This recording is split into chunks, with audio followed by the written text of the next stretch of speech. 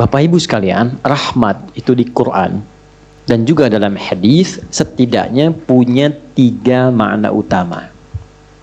Ada 3 makna. 1, solusi dari berbagai macam persoalan hidup. Saya ulang, solusi dari berbagai macam persoalan hidup. Itu diantaranya ditemukan di Quran surah kedua Al-Baqarah di ayat 157.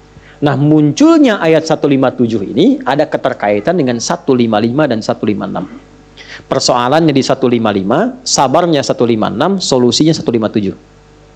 155, walanabluwannakum bisyai'im minal khauf wal ju' wa naqsim minal amwal wal anfus wath thamarat wa basyiris sabirin. Sabarnya 156, alladzina idza asabathum musibah qalu inna lillahi wa inna ilaihi raji'un. Ayat 157-nya, ulaika alaihim salawatum mir rabbihim wa rahmah wa ulaika humul muhtadun. Itu ya. Baik. Rahmat yang pertama, solusi dari berbagai macam persoalan kehidupan, baik kegelisahan. Jangan dikira yang hadir di sini tenang semua. Ini walaupun wajahnya kelihatan senyum-senyum, hatinya ada yang gundah. Ada yang baru ditolak saat mau lamaran, mungkin kan? Lamar kerja maksudnya. Ya? Ada yang mungkin sedang kesulitan di rumah tangga, pengen dapat ketenangan, khauf. Gak bisa dihindari. Tadi aja kan udah lihat-lihat jam nih, Ustaz datang nggak gitu kan? Padahal saya secepat mungkin bisa ke sini tuh. Ya nggak singgah di rumah. Cuman ke kantor ganti pakaian langsung ke sini. Hampir nggak tidur saya semalam itu. Alhamdulillah. Ya, tapi kan yang khawatir Anda. Wal ju' kan ada yang lapar. Awal-awal dari subuh ke sini sarapan aja belum kan? Lihat-lihat yang jualan nggak depan kan? Itu nggak apa-apa. Wa naqsim minal amwal. Ada yang mungkin baru kena musibah di kantor. Proyek misalnya, ada yang nggak lulus. Ada utang belum dilunasi, cicilan masih nyari solusi. Ada yang demikian. Wal anfus, ada yang sakit, mungkin kerabatnya datang supaya cari wasilah. Allah kabulkan doanya. Ada yang ngejar ustadz supaya minta didoakan. Ada. Wat thamarat, itu kalau buka mushaf diartikan buah-buahan. Itu sebetulnya bahasa kiasan. Cara bacanya, memahaminya dengan balaghah. Kalau baca terjemah nanti kurang nyambung. Kalau buah-buahan berarti yang diuji cuma tukang buah. Kang sayur tidak, ya. Itu cara bacanya pakai ilmu balaghah, pakai majaz. Maksudnya apa? Kalau buah itu kan didapatkan, dipanen saat mulai pertama kali merawat benih kan, nanam, dijaga dari hama. Tiba-tiba besoknya mau dipanen, malam-malam diambil orang. Antum yang ikut tender, kualifikasi antum yang jelas, tapi pengumuman orang lain yang ngambil. Itu maksudnya. Ada orang-orang yang kehilangan sesuatu setelah dia berusaha keras mendapatinya. Harusnya dia, kok yang dapat orang. Saya mau tanya pada Anda, biasanya kalau situasi begitu pelariannya kemana? Tuh. Ya, cari yang paling kuat kan. Doa itu kan yang bisa memberi solusi kan. Doa itu kan minta. Nggak mungkin minta pada yang diduga nggak bisa ngasih. Dan puncak pemberian itu pada Sang Maha Pemberi, yaitu Allah, Wahhab, pemberi tanpa batas. Nah, Allah memberikan tempat-tempat spesial yang kalau minta hati lebih khusyuk. Beda antara minta di kendaraan di rumah dengan di tempat ini. Tempatnya lebih tenang, saat masuk saja suaranya sudah lain, aura sudah beda. Apa nama tempatnya? Masjid. Makanya Bapak Ibu masuk masjid ini rasanya sudah lain. Dengan rumah sendiri tenang mana dengan masuk masjid? Masjid. Masuk rumah semewah-mewahnya, tenangnya nggak sama dengan masuk masjid. Begitu dibuka tenang gitu. Masya Allah. Baru masuk kalau punya masalah kadang-kadang sudah terasa dalam. Nangis kan sholat 2 rakaat. Nyender ke tembok, tidur aja. Ya, tenang. Gitu. Dulu di Jepang dulu begitu, ada cerita kawan saya sedang cerita itu, kan tingkat bunuh dirinya tinggi karena stresnya tinggi. Ternyata kaya itu tidak menjamin bahagia. Maju tidak menjamin bahagia. Kan negara maju. Tapi indeks kebahagiaannya belum tentu didapatkan maksimal. Bunuh dirinya banyak, Pak. Saya pernah lewat satu tempat itu yang tiap hari selalu ada 1 sampai 3 orang bunuh diri di situ. Itu masih biasa Ustaz. Ada satu tempat X lah, saya tidak sebutkan ya, X. Itu tiap hari mayat bergeletak di mana aja.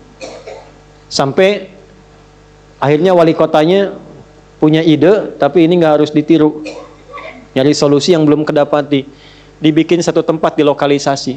Kalau mau bunuh diri di sini aja. Waktunya diatur. Jam 9 sampai jam 11, jam 2 sampai jam 3. Kalau lewat situ datang, tunda besok. Diatur.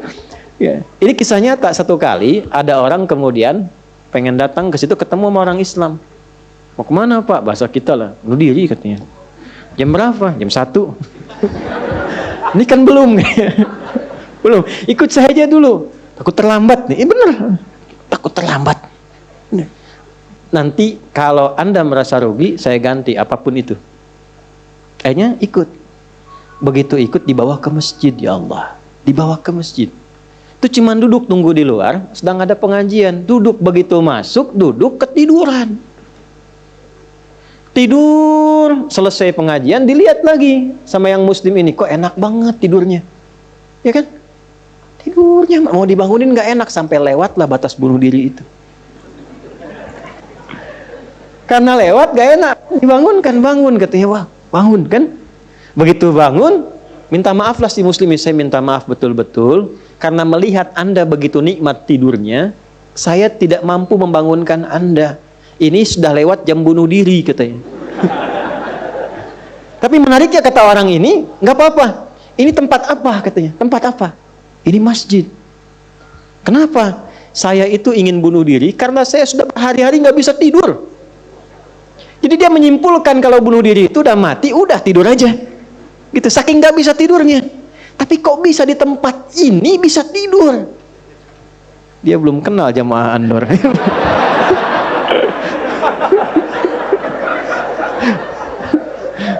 Tidur. Maka diperkenalkanlah dengan masjid. Masjid. Masuk Islam Pak. Asyhadu an la ilaha illallah, asyhadu anna Muhammad Rasulullah. Itu cuman numpang istirahat samping masjid, masuk Islam. Asbabnya tidur. Tuh. Orang ketiduran masuk Islam. Habis masuk Islam jadi rajin. Ada orang sudah muslim. Masuk masjid banyak tidurnya. Ya. Ayo bangun. Ya. Baik, itu satu. Jadi ternyata kenapa yang pertama rahmat? Karena Allah tuh maha tahu. Nggak ada di antara hidup kita yang nggak punya masalah. Pasti punya persoalan. Kalau sedang ditimpa persoalan, diuji, sabar dulu. Kata Allah, terima dulu. Karena hakikat dari ujian itu untuk meningkatkan kualitas hidup. Dan nggak mungkin diuji kalau nggak mampu. Nggak mungkin. Kaidahnya kan jelas. La yukallifullahu nafsan illa. Jadi kalau ada ibu sedang diuji masalah sekarang begitu berat, memang yang mampu cuma ibu, Bu. Saya nggak mampu. Karena saya nggak mampu, saya nggak diuji. Maka berbahagialah ketika Allah lebih memilih ibu dibandingkan dengan saya. Sabar dulu. Dan hikmahnya apa? Ada nanti sesuatu yang besar di depan, yang butuh kesabaran lebih. Kalau yang sekarang nggak lulus, ke depan itu sulit untuk dihadapi. Karena itulah ditingkatkan kualitas, terima dulu, tapi kan nggak usah lama-lama. Ya kan? Allah maha tahu itu. Jangan lama-lama, terima dulu. Datanglah kemudian mohon solusi. Kemana datangnya? Masjid. Maka dari itulah ketika masuk, Anda mengatakan Allahumma ftah li abwaba rahmatik. Di antara itu minta solusi. Makanya ketika masuk merendah, sholat 2 rakaat, begitu sholat, mintalah sesuai kebutuhan Anda yang dirasakan pada saat itu. Itu fikihnya. Nah kalau nggak tahu fikihnya, nanti itu nggak kepake, sayang, peluang hilang. Padahal mungkin itu cara Allah untuk bisa mengabulkan apa yang kita mohon. Jelas? 1. 2, itu ampunan dari dosa yang sudah berlebih. Namanya israf. Quran surah ke-39 Az-Zumar di ayat ke-53. Qul ya ibadiyalladzina asrafu ala anfusihim la taqnatu mir rahmatillah. Innallaha yaghfirudz dzunuba jami'a.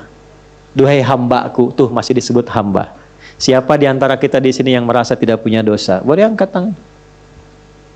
Boleh, silakan. Saya selesai pulang. Pasti setiap kita merasa itu. Dan tidak sedikit orang-orang yang ingin taubat itu mencari tempat. Nah, tidak ada tempat yang paling ideal kecuali ke masjid. Kalaupun nggak ada orang, nggak apa-apa. Datang masuk. Masuk Pak. Mungkin yang menghambat rezeki itu dosa. Yang menghambat perbuatan belum bisa jadi baik, dosa. Ya, mohon maaf dengan berbagai jenisnya. Dengan berbagai jenisnya. Maka yang terbaik apa? Datang ke masjid. Datang ke masjid. Ya. Ini kisah nyata di masa lalu. Makanya sering baca tuh yang baik-baik lah, kisah salafus saleh, orang-orang saleh di masa lalu. Ada seorang hamba rajin salatnya. Ini sahih riwayatnya, sahih. Rajin salat. Tapi yang menarik tertuliskan, ya, ketika malaikat itu mendapat informasi, ya aras tertuliskan. Ini termasuk bagian dari ahli neraka.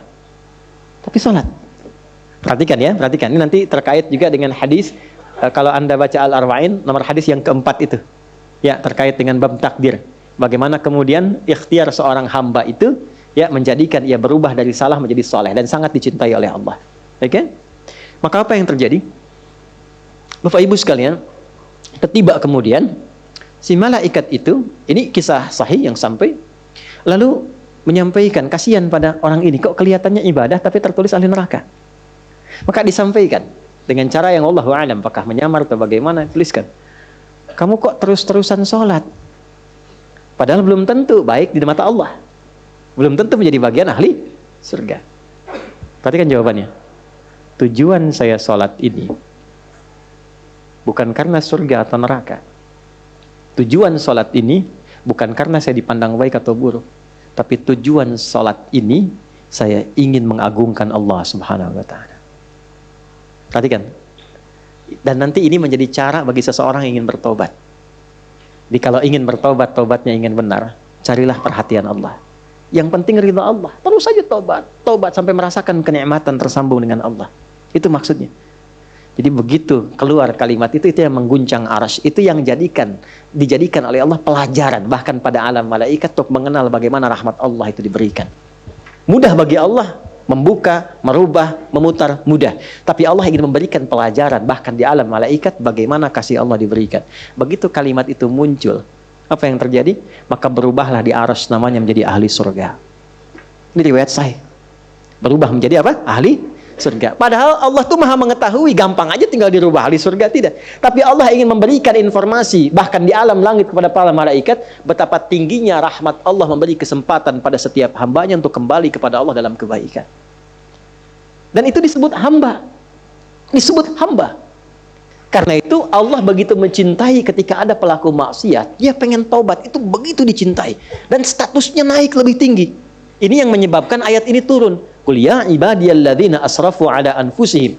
Ini yang menyebabkan itu menunjukkan rahmat Allah. Hai hambaku, betapa besar pun kau pernah berbuat dosa, sepanjang masih hidup belum tiba ajalmu, jangan pernah putus asa untuk mendapatkan rahmatku. Pakai rahmat. Rahmat di sini mencakup Rahman dan Rahimnya Allah Subhanahu wa taala. Karena itu kalau Anda pernah berbuat salah, kita, jangan malu untuk kembali. Kalaupun malu dilihat orang, Allah menyiapkan tempat yang tidak semua orang bisa ke situ. Datang ke masjid, mohon, minta salat 2 rakaat, minta kebaikan kepada Allah sampai hati mendapatkan ketenangan. Jelas di sini? Baik. Dan yang ketiga, ini yang paling juga banyak dimohonkan, ya. Satu, solusi. Yang kedua apa? Ampunan dari dosa yang begitu melimpah, ya. Dan yang ketiga, rahmat yang ketiga, kasih sayang yang memudahkan jalan-jalan kehidupan dunia sampai akhirat. Yang ketiga, semua kita pasti ingin mendapatkan kemudahan, kenyamanan, bukan cuma dunia, sampai dengan akhirat. Kasih Allah yang memberikan kemudahan dunia disebut dengan Rahman, kasih Allah yang memberikan kelapangan akhirat disebut dengan Rahim. Itu kita baca setiap hari, Bismillahirrahmanirrahim. Maka ketika masuk ke dalam masjid, mohonlah kepada Allah satu dari 3 kemuliaan ini. Kalau ustadznya belum datang, itu manfaat besar. Boleh jadi banyak permohonan, ayo lekatkan di situ, optimalkan. Dan di situ mungkin peluang terbesar untuk mendapatkan apa yang kita inginkan. Jadi, begitu Bapak Ibu mendapatkan 1 dari 3 itu, keutamaan bukan? Keutamaan bukan? Hah? Istimewa tidak? Dalam bahasa Arab, sesuatu yang istimewa, sesuatu yang utama disebut fadlun namanya. Makanya Sulaiman alaihissalam ketika dipuji karena hebatnya, istimewanya, bisa menaklukkan awan, ya kan? Sebelum Songgoku dan Songgohan dengan awan kintonnya itu yang fiksi, Nabi Sulaiman tuh betul-betul nyata. Tapi ketika dipuji apa yang beliau katakan? Hadza min fadli Rabbi, fadlun. Itulah sebabnya kalau bisa jangan dulu keluar sampai merasakan rahmat Allah ada dalam diri kita. Begitu keluar, Anda keluar dengan kaki kiri dengan mengatakan Allahumma inni as'aluka min fadli. Ya Allah, saya ke masjid seperti apa yang Kau perintahkan, saya datang. Saya memohon seperti apa yang Kau tunjukkan lewat Rasulmu, saya lakukan. Ya Allah, Engkau minta ini, saya kerjakan. Engkau minta berdoa, saya doa. Kau minta alirkan air mata, aku alirkan. Maka mohon ya Allah, jangan biarkan aku keluar dari rumahmu ini, kecuali Engkau kabulkan apa yang aku mohonkan, sesuai dengan janji yang Engkau tetapkan sebagai kemuliaan darimu. Ya Allah, saya mohon kemuliaan darimu.